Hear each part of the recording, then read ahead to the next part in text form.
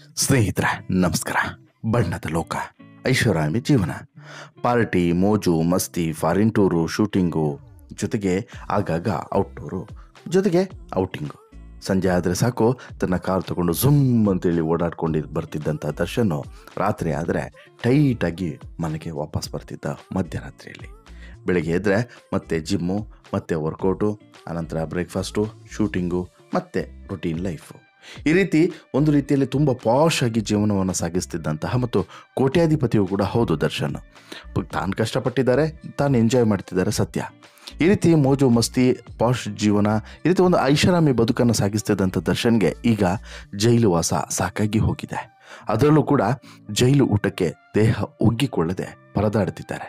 ಅದು ಯಾವ ಪರಿ ಅಂದರೆ ಮನೆ ಊಟಕ್ಕೆ ಕೋರ್ಟ್ ಮೊರೆಯನ್ನೇ ಹೋಗುವ ಲೆವೆಲಿಗೆ. ಹೌದು, ಮನೆ ಊಟ, ಹಾಸಿಗೆ, ಪುಸ್ತಕವನ್ನು ಕೋರಿ ಹೈಕೋರ್ಟ್ಗೆ ಅರ್ಜಿಯನ್ನು ಸಲ್ಲಿಸಿದ್ದಾರೆ, ರಿಟ್ ಅರ್ಜಿಯನ್ನು ಸಲ್ಲಿಸಿದ್ದಾರೆ ದರ್ಶನ್ ಪರ ವಕೀಲರು.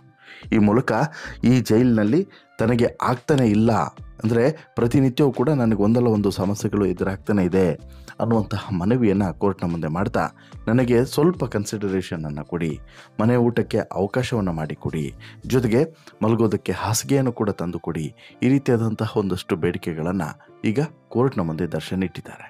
ಈಗ ದರ್ಶನ್ ಮಾಡಿರುವಂತಹ ತಪ್ಪಿಗೆ ದರ್ಶನ್ ಪ್ರಾಯಶ್ಚಿತ್ತವನ್ನು ಪಡುವಂತಹ ಸಮಯ ಒಂದು ಕಡೆ ಆದರೆ, ಜೊತೆಗೆ ಆತ ಈ ಎಲ್ಲ ರಿಯಲೈಸೇಷನ್ಗಳನ್ನು ಕೂಡ ಮಾಡಿಕೊಳ್ಬೇಕು. ಅಂದರೆ ಜೈಲು ಅನ್ನೋದೇ ಅದಕ್ಕೆ. ನೀವೆಲ್ಲದೂ ಕೂಡ ಅಲ್ಲಿ ಫೆಸಿಲಿಟೀಸ್ ಕೊಡೋದಾದರೆ ಅದನ್ನು ಜೈಲು ಅಂತೇಳಿ ಯಾಕೆ ಕರಿಬೇಕು? ಮನೆ ಅಂತಲೇ ಕರಿಬೋದಲ್ವ, ಅಥವಾ ಮನೆಯಲ್ಲೇ ಅರೆಸ್ಟ್ ಮಾಡಿ ಇಡ್ಬೋದಲ್ವ, ಅದಕ್ಕೆ ಜೈಲು ಅಂತೇಳಿ ಹೇಳೋದು. ಆದರೆ ಈಗ ಈ ದರ್ಶನ್ಗೆ ಈ ಜೈಲು ವಾಸ ಸಾಧ್ಯನೇ ಇಲ್ವಂತೆ. ರೇಣುಕಾಸ್ವಾಮಿ ಹತ್ಯೆ ಕೇಸ್ನಲ್ಲಿ ನಟ ದರ್ಶನ್ ಜೈಲು ಪಾಲಾಗಿ 1 ತಿಂಗಳು ಕೂಡ ಕಳೆದಿಲ್ಲ. ಅದಾಗಲೇ ಐಷಾರಾಮಿ ಜೀವನ, ಗುಂಡು ತುಂಡಿಗೆ ಒಗ್ಗಿಕೊಂಡಿದ್ದಂತಹ ಈ ದೇಹ ಈಗ ಜೈಲೂಟಕ್ಕೆ ಒಗ್ಗಿಕೊಳ್ತಾನೆ ಇಲ್ವಂತೆ. ನಿಧಾನವಾಗಿ ಅವರ ಹೆಲ್ತ್ ಅಪ್ಸೆಟ್ ಆಗ್ತಿದೆಯಂತೆ, ಜೊತೆಗೆ 10 kg ವೆಯ್ಟ್ ಲಾಸ್ ಕೂಡ ಆಗಿದೆಯಂತೆ. ಹೀಗಾಗಿ ದರ್ಶನ್ ಈಗ ಕೋರ್ಟ್ ಮುಂದೆ ಒಂದಷ್ಟು ಮನವಿಯನ್ನು, ಹಾಗಾದರೆ ದರ್ಶನ್ ಪರ ವಕೀಲರು ಸಲ್ಲಿಸಿರುವಂತಹ ಮನವಿಯಲ್ಲಿ ಏನಿದೆ, ದರ್ಶನ್ಗೆ ಏನು ಕಷ್ಟ ಆಗ್ತಿದೆ ಅನ್ನುವಂಥ ಕಂಪ್ಲೀಟ್ ಮಾಹಿತಿಯನ್ನು ನಿಮ್ಮ ಮುಂದೆ ಇಡ್ತಾ ಹೋಗ್ತೀನಿ. ಅದಕ್ಕಿಂತ ಮುಂಚೆ ನೀವಿನ್ನೂ ಕೂಡ ನಮ್ಮ ಚಾನಲನ್ನು ಸಬ್ಸ್ಕ್ರೈಬ್ ಮಾಡಿಲ್ಲ ಅಂದರೆ ದಯವಿಟ್ಟು ಈ ಕೂಡಲೇ ಸಬ್ಸ್ಕ್ರೈಬ್ ಮಾಡಿ ಸ್ನೇಹಿತರೆ. ಹೌದು, ರೇಣುಕಾಸ್ವಾಮಿ ಹತ್ಯೆ ಕೇಸ್ನಲ್ಲಿ ನಟ ದರ್ಶನ್ ಜೈಲು ಪಾಲಾಗಿ ತಿಂಗಳು ಕೂಡ ಆಗಿಲ್ಲ.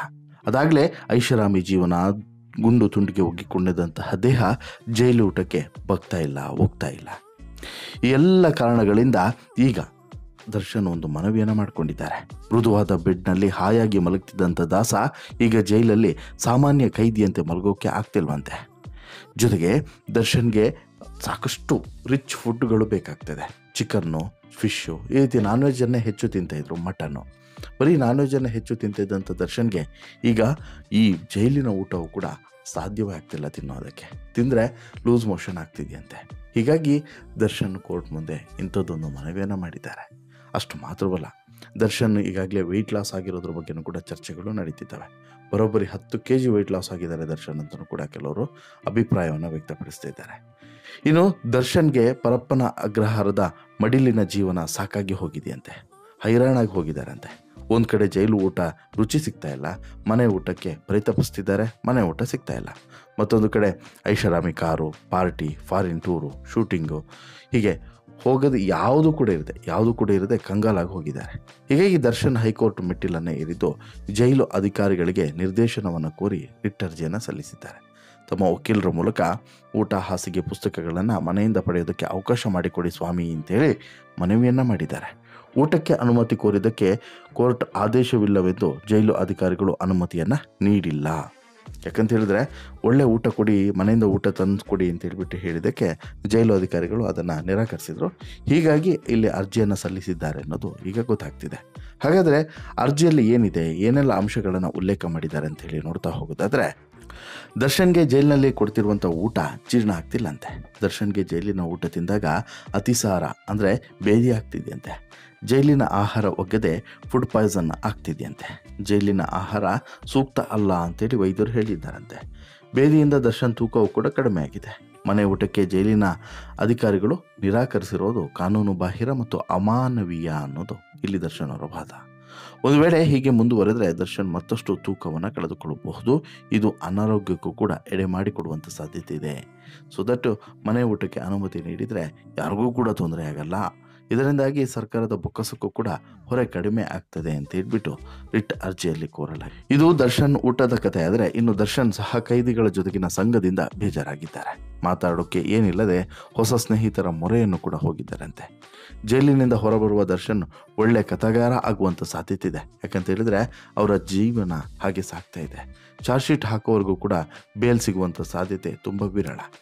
ಕಾರಣ ಜೈಲಿನಲ್ಲಿ ಇನ್ನೂ 2.5 ತಿಂಗಳು ಕಳೆಯುವಂಥ ಸಾಧ್ಯತೆ ಇದೆ. ಹೀಗಾಗಿ ದರ್ಶನ್ ಕನ್ನಡದ ಹಳೆಯ ಕತೆ ಕಾದಂಬರಿಗಳ ಮೊರೆಯನ್ನು ಹೋಗಿದ್ದಾರೆ.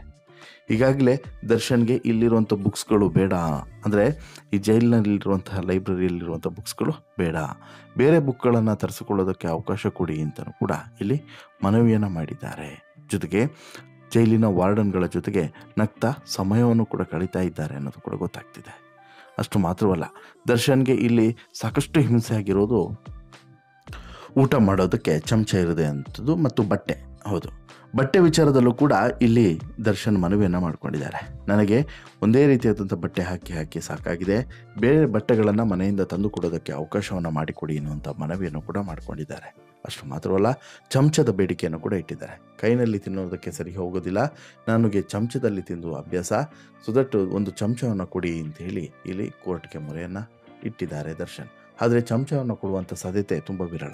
ಕಾರಣ ಏನು ಅಂತ ಹೇಳಿದ್ರೆ, ಈ ಹಿಂದೆ ನಡೆದಿರುವಂಥ ಘಟನೆಗಳು, ಚಮಚದಿಂದ ಇರಿದು ಸಾಯಿಸಿರುವಂಥ ಘಟನೆಗಳು ಕೂಡ ಇದೇ ಜೈಲಿನಲ್ಲಿ ನಡೆದಿತ್ತು. ಹೀಗಾಗಿ ಈ ಚಮಚವನ್ನು ಬೇರೆ ಬೇರೆ ಉದ್ದೇಶಕ್ಕೆ ಬಳಸಿಕೊಳ್ತಾರೆ.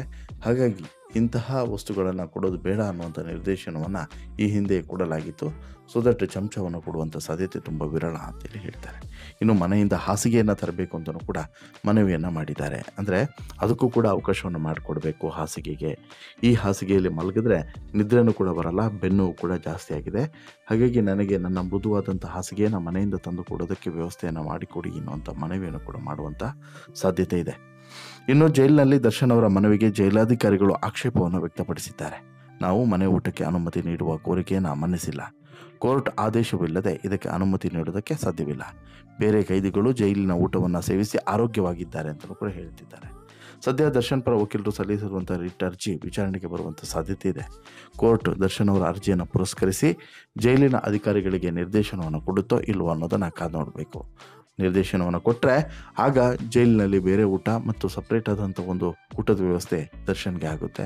ಬಟ್ ಇಲ್ಲ ಅಂತೇಳಿ ಹೇಳಿತು ಅಂತ ಹೇಳಿದ್ರೆ ಒಂದು ಸೆಕೆಂಡ್ ದರ್ಶನ್ ಅನಿವಾರ್ಯವಾಗಿ ಇದೇ ಫುಡ್ಡನ್ನು ತಿನ್ನಬೇಕೆ ಹೊರತು ಬೇರೆ ಯಾವ ಆಪ್ಷನ್ಸ್ ಕೂಡ ಉಳಿದಿರೋದಿಲ್ಲ.